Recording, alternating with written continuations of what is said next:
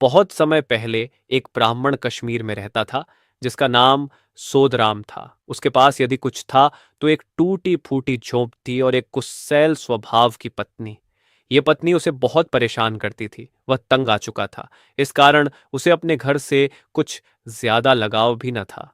परम ईश्वर ने मेरे भाग्य में यही लिखा है तो मैं उनके सामने क्या असंतोष दिखाऊं। मेरे भाग्य में यही लिखा है तो यही सही। वह अपने आप से यह कहता रहता था, परंतु उसकी पत्नी के तेवर बिगड़ते रहे और अपमान करना भी बरहता गया। कभी कभी यदि वह कुछ कमा कर लाता तो वह जिद्दहकियां देती और हाथ भी उठाती। जब यह सब उसकी बर्दाश्त से बाहर हो गया तो उसने घर छोड़ कर जाने का निश्चय किया। इसलिए अगली सुबह उसने पत्नी से कहा, मैंने सुना है कि कश्मीर के बाहर एक राजा गरीब लोगों को बहुत सा धन देता है। मैं भी जा रहा हूं। मैं भी अपना भाग्य आजमाऊंगा। ठीक है, चले जाओ। मुझे कोई फर्क नहीं पड़ेगा, पत्नी ने कहा। ब्राह्मण ने यात्रा के लिए कुछ चीजें इकट्ठी की और निकल पड़ा। वह लगातार चलता रहा और कहीं पर भी नहीं रुका जब तक कि वह एक जंगल के पास न पहुंचा। वहां उसे एक मीठे और शुद्ध पानी का सरोवर दिख गया। वह वहीं पर रुक गया, अपना सामान नीचे रखा ताकि कुछ खाकर आराम कर ले। जब वह सो रहा था तब सरोवर से एक छोटा सा सांप बाहर आया और उस झोले में घुस गया जिसमें ब्राह्मण ने खाने पीने का सामान रखा था। कुछ आवाज सी हुई और ब्राह्मण जाग गया। वह झोली खोलकर देखने लगा। जब उसने सांप देखा तो एकदम से झोली का मुंह बंद कर दिया और झोली को जोर से बांध दिया। तभी उसे ख्याल आया कि क्यों ना वह वापस अपनी पत्नी के पास जाए और उसे यह झोली भेंट करे। सोचा कि वह यह बंद झोला जरूर खोलेगी और इसके खोलते ही सांप उसे डस लेगा और वह मर जाएगी। तब मुझे उस जगद्दलु पत्नी से छुटकारा मिलेगा। ये सोचते ही सोदराम घर की तरफ लौट पड़ा। घर पहुंचते ही उसने अपनी पत्नी से कहा, ए मेरी प्रिय, मैं तुमसे दूर रह ही नहीं सकता। देखो, मैं लौट आया हूं और ये देखो मैं तुम्हारे लिए क्या लाया हूं। खुद ही खोल के देख लो। पत्नी ने झोली पकड़ देच ली और उसके ऊपर लगी गांठ खोलने लगी। अरे नहीं नहीं, यहां नहीं, ऊपर कमरे में जाकर देख लेंगे, सोदराम ने कहा। हाँ हाँ, वो भी है, चलो चलो। जब वे दूसरे कमरे में पहुंच गए तो सोदराम ने कोई बहाना बनाया और कमरे से बाहर आ गया। तू देख, मैं अभी आया। ब्राह्मण ने बाहर से दरवाजा बंद किया और यह सोचकर खुश होता रहा कि उसे इस छल्लाद जैसी औरत से अब छुटकारा मिलेगा। कमरे के अंदर उसकी पत्नी ने जैसे ही झोली की गांठ खोली वैसे ही एक सांप बाहर आ गया। उसने झोली एक तरफ फेंक दी और चिल्लाने लगी, सांप सांप। वह कमरे से बाहर आने लगी मगर दरवाजा बंद था। अरे दरवाजा खोलिए। हाँ हाँ, खोलता हूं। मगर सोदराम ने दरवाजा नहीं खोला। तभी कमरे में एक प्रकाश सा उभरा। उस प्रकाश पुंज के पीछे से एक आकृति सी दिखाई देने लगी। वहां अब सांप नहीं, एक सुंदर बालक था। उसे देखते ही ब्राह्मणी प्रसन्न हो गई। उसने अपने पति को बुलाया मगर वह अंदर नहीं आया। वह यही सोचता रहा कि अंदर एक सांप है जो उसे भी डस लेगा। देखिए तो कितना सुंदर बालक है। इस बार तो आप सच में ही कितनी अच्छी भेंट लेकर आए हैं। अब मैं आपसे कभी भी नाराज नहीं होंगी। अंदर तो आइए। पत्नी की ये बातें सुनकर सोदराम ने तुरंत दरवाजा खोल दिया और कमरे के अंदर आ गया। इतने सुंदर बालक को देखकर उसके सारे दुख जैसे छू मंतर हो गए। उसने अपने बेटे और पत्नी को चूमा। दोनों पति पत्नी प्रसन्न हो गए और अब सुख से रहने लगे। ब्राह्मण का इस बालक के आते ही जैसे भाग्य खुल गया। वह एक धनी व्यक्ति बन गया। उसका हर तरफ सम्मान होने लगा। उसका बेटा जितना बड़ा होता जाता उतना ही सुंदर होता जाता। सोदराम और उसकी पत्नी ने उस बालक का नाम नाग्य रखा। 4 वर्ष का बालक इतना बुद्धिमान था कि बद्दों बद्दों को बहस में हरा देता था। हालांकि उसको दूसरे बालकों की तरह पाठशाला नहीं भेजा गया, मगर वह फिर भी उन बच्चों से ज्यादा जानकार था। सभी भाषाएं जानता था, ज्ञान की बातें कहता था। ये इसलिए क्योंकि वह स्वर्गिक बालक था। उसमें असीम शक्तियां और गुण थे। जब नाग्यराय युवा हुआ तो उसने एक दिन अपने पिता सोदराम से पूछा, पिताजी, क्या यहां आसपास कोई पवित्र जलाशय है? क्यों, किस लिए? मैं एक पवित्र जलाशय में नहाना चाहता हूं। क्यों पिताजी? मेरी कई दिनों से, क्या बहुत समय से एक सरोवर में नहाने की इच्छा हो रही है, परंतु वह स्वच्छ होना चाहिए, नहीं तो मैं अशुद्ध हो जाऊंगा। सोदराम ने कुछ देर सोचा और फिर कहा, यहां हमारे आसपास तो ऐसा कोई जलाशय नहीं है, मगर राजा के बाग में एक पोखर है। उस बाग के चारों ओर एक ऊंची दीवार है। वहां जाना तो असंभव है। आप मुझे दिखा दीजिए कि वह बाग कहाँ है। नहीं, कभी नहीं। अगर राजा के सिपाही हमें देख लेंगे तो महाराज को खबर कर देंगे और वे हमें जिंदा नहीं छोड़ देंगे। आप मुझे वहां ले चलिए। हमें कुछ नहीं होगा। आप तो जानते ही हैं कि मेरे पास दिव्य शक्तियां हैं। मैं कोई साधारण युवक नहीं। मगर फिर भी हमें ध्यान रखना होगा। आप मुझ पर विश्वास रखिए। सो तो है। जब सोदराम राजा के बाग की ओर जाने के लिए मान गए तो वे दोनों राजा के महल की तरफ चल पड़े। नागेराय ने देखा कि कितनी ऊंची दीवारें हैं तो वह एक छिद्र ढूंढने लगा, मगर दीवार में कोई छेद नहीं था। आखिर उसे एक छोटा सा छिद्र दीवार के नीचे दिखा। वह प्रसन्न हो गया। उसने अपने आप को एक छोटे सांप में परिवर्तित किया और बाग के अंदर घुस गया। अंदर आकर जब उसने एक पवित्र स्वच्छ पानी का पोखर देखा तो उसने अपना रूप बदला। एक सुंदर युवा के रूप में परिवर्तित होकर वह निर्मल जल के जलाशय में नहाने लगा। जब राजकुमारी ने, जो उस समय बाग में बैठी थी, पानी में छप छप की आवाज सुनी तो उसने अपनी दासियों को यह देखने भेजा कि बाग में कोई घुस तो नहीं आया है। परंतु जब तक दासियां वहां पहुंची, नाग्यराय ने फिर से सांप का रूप धारण करके बाग से बाहर निकलने में सफलता पा ली थी। कुछ दिनों बाद वह फिर से आया और वहां नहाने लगा। जब इस बार भी राजकुमारी ने छप छप की आवाज सुनी तो वह गुस्सा होने लगी। राजकुमारी हिमाल ने अपनी दासियों से कहा, कौन है यह जो मेरे बाग में आकर मेरे ही ताल में नहाने की हिम्मत कर रहा है? देख कर आओ, और जो भी हो उसे पकड़ डिडियाच कर ले आओ। दासियां गईं, मगर इस बार भी वे नाग्यराय को देख ना पाईं, क्योंकि वह निकल चुका था। तीसरी बार जब नाग्यराय आया तो हिमाल वहीं ताल के आसपास थी। जब उसने एक अति सुंदर युवक को ताल में नहाते देखा तो वह देखती रह गई। ऐसी सुंदरता तो साधारण मनुष्यों में होती नहीं। कौन हो सकता है? वह सोचने लगी। ऐसा और इतना सुंदर पुरुष उसने कभी नहीं देखा था। जब युवक ने अपने आप को एक सांप में परिवर्तित किया तो हिमाल ने अपनी एक दासी को कहा कि वह इसका पीछा करे और देखे कि यह कहाँ जाता है। जब कुछ देर बाद दासी लौटी तो उसने राजकुमारी से कहा कि बाहर निकलते ही उस सर्प ने वापस युवक का रूप धारण किया और ब्राह्मण सोदराम के घर में गया। लगता है कि यह उसी ब्राह्मण का बेटा है। राजकुमारी हिमाल अपनी मां के पास गई और कहने लगी कि उसे नाग्यराय के साथ विवाह की अनुमति दी जाए, क्योंकि उस जैसे रूपवान युवक के बिना वह और किसी से भी विवाह नहीं करेगी। मुझे उस युवक से प्रेम हो गया है। रानी ने यह बात राजा को बताई। राजा अपनी बेटी के पास गए और कहा, मेरी प्रिय पुत्री, तुम जिस भी राजकुमार के साथ विवाह करना चाहो करो। मैं सभी अच्छे अच्छे राजकुमारों को यहां बुलाऊंगा। तुम जिसको भी चुनोगी उसे तुम्हारा पति स्वीकार करूंगा। नहीं पिताजी, मैंने इस ब्राह्मण के बेटे को देखा है। उसके रूप और गुणों के समान और कोई नहीं हो सकता। तुम्हें मालूम भी है कि तुम क्या कह रही हो। वह ब्राह्मण सोदराम एक साधारण सा व्यक्ति है। मैं कैसे उसके साथ अपनी बेटी के रिश्ते के लिए उसके बेटे का हाथ मांगूंगा? कहाँ मैं और कहाँ वह? क्या कभी धरती और आकाश मिल सकते हैं? मैं तुम्हारे लिए दुनिया का सबसे सुंदर राजकुमार ढूंढ कर लाऊंगा। नहीं पिताजी, नहीं। इससे क्या फर्क पड़ता है कि वह गरीब है या अमीर? मैंने सौदराम के बेटे को ही अपना पति माना है। मैं अब किसी और को स्वीकार ही नहीं कर सकती। मुझे विवाह भी उसी से करना चाहिए जिससे मैंने प्रेम किया है। राजा कुछ दिनों तक सोचते रहे और आखिर में उन्होंने अपनी बेटी की प्रसन्नता को ध्यान में रखते हुए सोदराम ब्राह्मण को बुलवाने की आज्ञा दी। जब सोदराम ने राजा की आज्ञा सुनी तो चिंता में पड़ीडीडीएच गया। वह सोचने लगा, क्यों बुलाया होगा? क्या उनको पता चल गया होगा कि मेरा बेटा राजकुमारी के बाग में जाता है? क्या उनको यह तो नहीं पूछना है कि मैं एक साधारण सा ब्राह्मण था, फिर धनवान कैसे हो गया, या कोई और बात है? वह सारी रात सो न सका। सोदराम जब महाराज के सामने पहुंच गया तो राजा उसे देखकर सोचने लगा, क्या इसी के बेटे के साथ मुझे अपनी बेटी का विवाह करना होगा? दूसरे राजा क्या कहेंगे? मेरे मंत्री क्या कहेंगे? परंतु उसने फिर हिमाल की बातों को ध्यान किया तो निश्चय किया कि अपनी बेटी की खुशी के लिए इससे बात करनी आवश्यक है। उन्होंने कहा, ब्राह्मण महाराज, मैंने सुना है कि आपका बेटा गुणवान है और रूपवान भी। क्या आप उसे मेरी बेटी के साथ विवाह के लिए अनुमति देंगे? महाराज, आप महान, अति बुद्धिमान और ज्ञानी हैं, प्रजा के पालक हैं। मैं आपकी आज्ञाकारी प्रजा हूं। आपने जो ठीक समझा उसमें अवश्य ही हम सबका हित है। राजा और प्रजा सुखी रहें।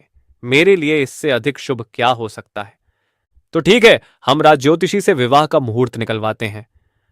राजा के महल से निकलकर सोदराम घर की ओर चला, मगर वह प्रसन्न था और दुखी भी। प्रसन्न इसलिए कि उसके बेटे का विवाह राजकुमारी के साथ होने जा रहा था, और दुखी इसीलिए कि इतनी बड़ी शादी का खर्चा वह कैसे उठा पाएगा। जब वह घर पहुंचा तो उसने सारी बात अपने बेटे और पत्नी को बताई। पिताजी, चिंता न कीजिए। आप महाराज के पास जाकर पूछ लीजिए कि क्या वे मुझे एक साधारण से दूल्हे के रूप में या फिर बाजे गाजे के साथ देखना चाहते हैं। हमारी बारात कैसी होनी चाहिए, उनकी क्या इच्छा है? अरे बेटे, ये कैसी बात कर दी तुमने? मैं धनवान जरूर हूं, मगर एक राजा का क्या मुकाबला कर सकता हूं? पिताजी, आप चिंता न करिए। मेरे पास ऐसा खजाना है जो हमारी सभी जरूरतें पूरी करेगा। आप निश्चिंत होकर उनसे पूछिए। हमारे लिए यह जानना जरूरी है कि वे किस प्रकार की बारात चाहते हैं। अगले दिन सोदराम महाराज से मिला तो राजा प्रसन्न हुआ और कहा कि मैं चाहता हूं कि बारात धूमधाम से आए। निश्चित दिवस पर एक बहुत बड़ी बारात राजा के महल में गई, जिसकी व्यवस्था नाग्यराय ने एक पत्र द्वारा की थी। नाग्यराय ने बारात के प्रस्थान से कुछ दिन पहले अपने पिता को एक पत्र दिया था। सोदराम वह पत्र लेकर एक ताल के पास गए। पत्र को ताल में फेंका तो वहां से तुरही और ढोल आदि की आवाजें सुनाई दी। कुछ ही देर में घोड़े, हाथी, सोना, चांदी, सिपाही ताल से बाहर निकल आए। एक बहुत बड़ी सजीली बारात राजा के महल की तरफ चलने लगी। जब बारात राजा के महल के नजदीक पहुंची तो राजा ने महल के छज्जे से एक लंबा जुलूस आता हुआ देखा। उन्होंने अपने मंत्री से पूछा, क्या यह सोदराम के बेटे की बारात ही है या कोई बहुत बद्धा राजकुमार आ रहा है? नहीं महाराज, यह सोदराम के बेटे की ही बारात है। वह देखिए। राजा बहुत ही प्रसन्न हुए। विवाह प्रसन्नता पूर्वक संपन्न हुआ। भव्य समापन के बाद राजा ने नाग्यराय को दरबार में आने को कहा और उसे दरबारियों को निर्देश देने का आग्रह किया। इसके पश्चात महाराज ने नदी के किनारे पर नाग्यराय को एक अलग महल बनाने की अनुमति दी। नाग्यराय अपनी पत्नी हिमाल के साथ उस नए महल में रहने लगा। नाग्यराय की जो नाग पत्नियां सरोवर में रहती थीं, वे अपने पति के बहुत समय से न आने के कारण चिंतित रहती थीं। उन्होंने अपने पति को ढूंढने और वापस लाने के लिए योजना बनानी शुरू की। जब उन्हें यह मालूम चला कि उसने मनुष्य का रूप धारण करके हिमाल से विवाह किया है, तो वे क्रुद्ध हुईं। उनमें से एक ने उसे वापस लाने की जिम्मेदारी ली। उसने एक डायन का रूप धारण किया और नागराय के महल की तरफ कांच के बर्तन लेकर गई। उसने सोचा कि जब नाग्यराय इन कांच के बर्तनों को देखेगा तो उसे नाग पत्नियों की याद आ जाएगी। ये औरतें कई दिनों तक प्रतीक्षा करती रहीं। आखिर एक दिन उसने हिमाल से मिलने में सफलता पाई। उसने कांच के बर्तन हिमाल को बेच दिए और फिर बाहर चली आई। शाम को जब नाग्यराय आया तो उसको यह बर्तन देखकर बहुत गुस्सा आया। उसने हिमाल से कहा कि वह तुरंत कांच के बर्तनों को तोड़ डाले। कांच के बर्तन टुकड़े टुकड़े हो गए। फिर उसने हिमाल से कहा, देखो, कभी ऐसी धोखेबाज स्त्रियों से कुछ न खरीदना। जब पहली नागिन की चाल विफल हो गई तो दूसरी ने एक फूहड्डा स्त्री का रूप धारण किया और हिमाल के पास चली आई। उस फूहड्डा स्त्री ने हिमाल से कहा, ए राजकुमारी, मेरा पति नाग्यराय मुझे छोड़कर चला गया है, कृपया मेरी सहायता करें। यह सुनकर हिमाल को गुस्सा आया। क्या मैंने एक फूहड्ड कमबख्त इंसान से शादी की है? हाँ हाँ, फूहड्ड स्त्री ने उत्तर दिया। मगर मुझे मेरा पति लौटा दीजिए राजकुमारी। आपका क्या है, आपके लिए तो कई राजकुमार आएंगे राजकुमारी जी। और हाँ हाँ, आप उसकी परीक्षा ले लीजिए ना। परीक्षा? हाँ, आप उसे पानी में उतरने को कहिए। यदि वह डूब गया तो वह मेरा पति है, एक फूहड्ड औरत का फूहड्ड पति। और यदि नहीं डूबा तो वह आपका। ये कहकर वह चली गई। जब शाम को नाग्यराय महल में आया तो हिमाल ने सारी कथा सुना दी। हिमाल, तुम्हें कौन बताता है यह सब? एक स्त्री आई थी। हिमाल, वह असली मनुष्य नहीं थी। वह कोई ऐसी स्त्री थी जो रूप बदल कर आई थी। वह हमें अलग करना चाहती है। ऐसे लोगों पर विश्वास मत करो। मैं नहीं करूंगी उन पर विश्वास, मगर आप पानी में उतरकर जल परीक्षा दे दीजिए, फिर मैं निश्चिंत हो जाऊंगी। दोनों में बहुत देर तक बहस होती रही। नागगिराय जानता था कि अगर वह सरोवर के पानी में उतर गया तो नागिनें उसे नीचे खींच लेंगी, लेकिन हिमाल की जिद के आगे उसकी एक न चली। वह उस सरोवर के पास पहुंचा जिसके लिए नागिन ने, जो स्त्री बनकर आई थी, कहा था। हिमाल किनारे पर खड्डी खद्दी देखने लगी। ज्यों ही नागगिराय के पांव जल में उतरे, अनेक सांपिनियों ने उसके पैरों को जकड़ा लिया और नीचे उतारती गई। वह धीरे धीरे नीचे जाता रहा। हिमाल यह देख रोने लगी। सांपिनियां नागगिराय को बहुत नीचे तक ले गईं। अब कुछ नहीं हो सकता था। हिमाल अपने सुंदर, गुणी और देव समान पति को खो बैठी। रोते रोते हिमाल अपने महल के पास पहुंच गई। वह सारा दिन नागगिराय के बारे में सोचती रहती। उसे न सुख था न चैन। उसे सब कुछ बेकार और बेमतलब लगने लगा। आखिर उसने अपना महल भी छोड़ा और एक धर्मशाला बनवाई। वह अपना सारा धन नागगिराय के नाम पर गरीब लोगों में बांटती रहती। लोग हर रोज आते और उससे दान दक्षिणा लेकर जाते। धीरे धीरे उसकी सारी धन संपत्ति समाप्त हुई। एक दिन एक वृद्ध और उसकी बेटी उसके पास कुछ मांगने के लिए आए। हिमाल ने कहा, अब मेरे पास धन नहीं बचा है। हाँ, ये सोने की ओखली और मूसल बचे रह गए हैं। इन्हें आप ले जाओ। उसके बाद मैं मर जाऊंगी। मैं अब जीकर भी क्या करूंगी। वह वृद्ध भिखारी और उसकी बेटी धर्मशाला में रुके थे और जब निकलने लगे तो वृद्ध ने हिमाल से कहा, राजकुमारी जी, मैं और मेरी बेटी सदा ही इधर उधर आते जाते रहते हैं। कल जब हम जंगल के पास पहुंचे तो वहां एक साफ पानी का ताल देखकर रुक गए। हम ताल के पास ही एक पुराने वृक्ष के खोखले कुंड में सो गए। आधी रात के समय जब सब कुछ शांत था तब कुछ आवाज हुई। हमने देखा कि ताल से एक राजा तथा उसकी फौज बाहर आई। अब तक मैं पूरी तरह जाग गया था। मैंने ध्यान से देखा। राजा बहुत ही सुंदर था और अपने सैनिकों का पूरा ध्यान रख रहा था। जैसे ही सभी ऊपर आए वैसे ही सभी के लिए खाना परोसा गया। सबने रात का खाना खाया और उस दावत के बाद सभी सैनिक तथा कर्मचारी ताल के पास जाकर गायब हो गए, मगर राजा वहीं रहा। जब राजा ने देखा कि सभी जा चुके हैं तब उसने एक थाली में खाना परोसा और पुकारने लगा, क्या कोई गरीब आदमी है यहां? यह सुनकर हम आगे चले गए। राजा ने वह खाना हमें दिया और कहा, मेरी उस प्रिय हिमाल के नाम। इसके बाद वह भी ताल के पास पहुंचकर गायब हो गया। यह सब सुनकर हिमाल का जी घबराने लगा। वह सिहर उठी। उसे समझ नहीं आ रहा था कि वह हंसे या रोए, क्योंकि वह जानती थी कि वह ताल के पास प्रकट हुआ राजा नागराय ही था। उसने वृद्ध भिखारी से कहा कि क्या वह उसे उस ताल के पास ले जाने की कृपा करेगा। क्यों नहीं? वृद्ध भिखारी बोला, जिसे सोने की ओखली और मूसल हिमाल ने दे दिए थे। वे तीनों जंगल की तरफ निकल पड़े और संध्या समय होते ही ताल के पास पहुंच गए। वे रात होने और ताल से प्रकट होने वाले लोगों की प्रतीक्षा करने लगे। वृद्ध भिखारी तथा उसकी बेटी को नींद आ गई, मगर हिमाल जागती रही। आधी रात के समय जब सब शांत था, नागराय उसको खाना खिलाने वाले और उसके सैनिक प्रकट हो गए। सेवकों ने खाना परसोना शुरू किया। जब सब लोगों ने खाना खा लिया और वे वापस ताल की तरफ चले गए, तब नागराय एक थाली में खाना लेकर जंगल में चला और पुकारने लगा, कोई गरीब है कहीं? जब हिमाल ने अपने नागराय का सुंदर रूप, महान दिखने वाला राजा का व्यक्तित्व सामने पाया तो उससे रहा न गया। वह बोली, ओ मेरे प्यारे नागराय, मैं तुम्हारे बिना नहीं जी सकती हूं। मुझे क्षमा करो। आ जाओ और फिर से मेरे साथ रहो। नागराय चौंक गया, समझ न पाया कि क्या हुआ और कहा, कौन हो तुम? देखो मुझे पहचानो। मैं तुम्हारी पत्नी हूं।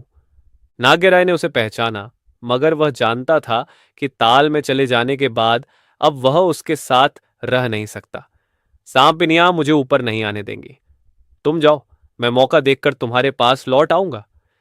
नहीं, मैं तुम्हारे बिना नहीं रह सकती। अगर तुम नहीं आ सकते तो मुझे ही ताल के तल में ताल लोक में ले चलो। ऐसा संभव नहीं है। बहुत देर तक बहस होती रही। उसके बाद नागराय उसे अपने साथ ले जाने के लिए मान गया, मगर उसे कैसे ले जाए, इसलिए उसने हिमाल को एक कंकड़ के रूप में परिवर्तित किया और अपनी जेब में रख लिया। ताल लोक में पहुंचकर सांपनियां आईं और उसका स्वागत किया। नागराय ने उनका स्वागत स्वीकार किया, परंतु उनके स्वभाव में कुछ बदलाव सा आ रहा था। जब नागराय ने पूछा तो सांपनियों ने कहा कि उसके शरीर से मानव की बू आ रही है। नागराय ने उन्हें बताया, हाँ, उसके साथ एक मानव है, मगर वह उसे तभी प्रकट करेगा जब वे उसे कोई कष्ट न पहुंचाने का वचन देंगी। सर्पिणियां मान गईं और तब नाग्यराय ने अपनी जेब से कंकड़ निकाला। कंकड़ हिमाल में परिवर्तित हुआ। जब सर्पिणियों ने एक सुंदर राजकुमारी देखी तो उनके मन में ईर्ष्या और द्वेष की भावना उत्पन्न हुई। उन्होंने एक साथ यह निर्णय लिया कि हिमाल से परिश्रम कराएंगे, उसे काम पर लगाएंगे। उसको कई काम दिए गए। उनमें से एक यह था कि उसे सर्पिनियों के बच्चों के लिए दूध उबालना होगा। हिमाल काम में जुट गई और उफ किए बिना सारे काम करती रही। वह हर दिन सर्पिनियों के बच्चों को दूध पिलाती। एक दिन कुछ ऐसा हुआ कि दूध ज्यादा ठंडा नहीं हुआ था और जैसे ही उन सांपनियों के बच्चों ने वह गर्म दूध पिया, वे मर गए। जब उन सर्पिनियों को मालूम चला कि हिमाल की गलती के कारण उनके बच्चे मर गए हैं, तो उन सब ने मिलकर उसे डस लिया और वह मर गई। जैसे ही हिमाल की मृत्यु की बात नाग्यराय ने सुनी, वह दौड़ा दौड़ा आया और शोक में डूब गया। जब नाग्यराय थोड़ा संभल गया तो उसने एक शैया बनाई। उस शैया पर हिमाल को लिटाया और ताल से बाहर आ गया। उसने उस शैया को ताल के सामने वाले पेड़ पर रख दिया। वह हर रोज पानी से बाहर आता और हिमाल को शैया पर देखकर फिर वापस ताल में चला जाता। एक दिन सुबह सुबह एक महात्मा जी वहां से गुजरे। जब उसने पेड़ की टहनियों के बीच एक शैया देखी तो वह कुछ सोचने लगे और फिर हिमाल के मृत शरीर को नीचे लाया। इतनी सुंदर और छोटी उम्र की स्त्री को किसी ने मारा है, यह बात महात्मा जी समझ गए। महात्मा ने नारायण से प्रार्थना की। उसने प्रभु से कहा, हे ईश्वर, इस निर्दोष स्त्री को फिर से जीवित करो। उसकी प्रार्थना स्वीकार हुई। हिमाल पुनः जीवित हुई। महात्मा प्रसन्न हुए और हिमाल से कहा, चलो बेटी, तुम मेरे साथ चलो, मेरे परिवार में रहो। महात्मा और हिमाल दूसरे गांव की ओर चले गए। जब नाग्यराय पेड़ पर रखी अपनी हिमाल को देखने आया तो उसे वहां न पाकर बहुत दुखी हुआ। वह सोचने लगा, क्या कोई हिमाल का शव ले गया है या वह जीवित होकर चली गई। वह भटकने लगा और वन में हिमाल को ढूंढने लगा, मगर हिमाल का कहीं पता नहीं चला। ढूंढते ढूंढते वह दूसरे गांव पहुंचा और महात्मा के घर तक पहुंचा। वहां उसने हिमाल को सोते हुए पाया। उसने अपना रूप बदला। एक सांप में परिवर्तित होकर वह हिमाल के बिस्तर के पास कुंडली मारकर बैठ गया। थोड़ी देर बाद जब महात्मा का बेटा आया और उसने हिमाल के पास एक सांप देखा तो उसने सोचा, ये कहीं इस स्त्री को डस न ले। उसने एकदम से एक तलवार उठाई और सांप के टुकड़े टुकड़े कर दिए। इस शोर से हिमाल जाग गई। जब उसने देखा तो वह रोने लगी, अरे यह तुमने क्या किया? हाय, तुमने मेरे पति को ही मार दिया, मेरे नागिराय की हत्या की। उसी दिन दोपहर को चंदन की लकड़ी की चिता बनाई गई और मृत नाग्यराय को उस पर रखा गया। उसी समय हिमाल भी चिता पर चढ़ गई। मैं अब जीकर क्या करूंगी, मैं भी इसी के साथ जल मरूंगी। दोनों भस्म हो गए। महात्मा ये सब देखकर बहुत ही दुखी हुआ। वह चैन से सो न सका। वह रात भर जागता रहा। अगले दिन सुबह सुबह वह उस स्थान पर गया जहां हिमाल और नाग्यराय को जलाया गया था। उसने चिता के पास जाकर ठंडी राख उठाई और उस राख को लेकर एक पेड़ के नीचे बैठकर पश्चाताप करने लगा। दिन भर रोता रहा। जिस पेड़ के नीचे यह वृद्ध महात्मा बैठा था, उस पेड़ पर भाग्यवश शिव और पार्वती दो पक्षियों के रूप में बैठे हुए थे।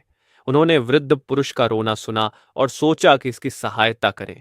शिव ने पार्वती से कहा, देखो तो कितने कष्ट में है यह भला आदमी। इसे मालूम है कि चिता से प्राप्त इस भस्म में कितनी शक्ति है। अगर यह इस भस्म को किसी जलाशय में डालेगा तो ये दोनों फिर से जीवित हो उठेंगे। वृद्ध पुरुष ने यह बात सुनी और चिता की राख को एक सरोवर में डाल दिया। जैसे ही भस्म पानी में गिरी, वैसे ही नाग्यराय और हिमाल जीवित हो उठे, पहले से भी सुंदर। उन्होंने यहीं आसपास एक छोटा घर बनाया और उसमें रहने लगे। वृद्ध पुरुष, जो महात्मा पुरुष था, भी उनके साथ ही रहने लगा। वह उनके पिता के समान घर में रहने लगा और उन दोनों ने भी उसकी खूब सेवा की। उसके कारण ही उनको नया जन्म मिला था। वे उसकी सभी जरूरतों का पूरा पूरा ध्यान रखते। एक दिन वह वृद्ध पुरुष उन्हें आशीर्वाद देते देते स्वर्ग से धार गया। उसके बाद भी उसके आशीर्वाद के कारण वे दोनों उसी छोटे से घर में सुखी जीवन बिताते रहे।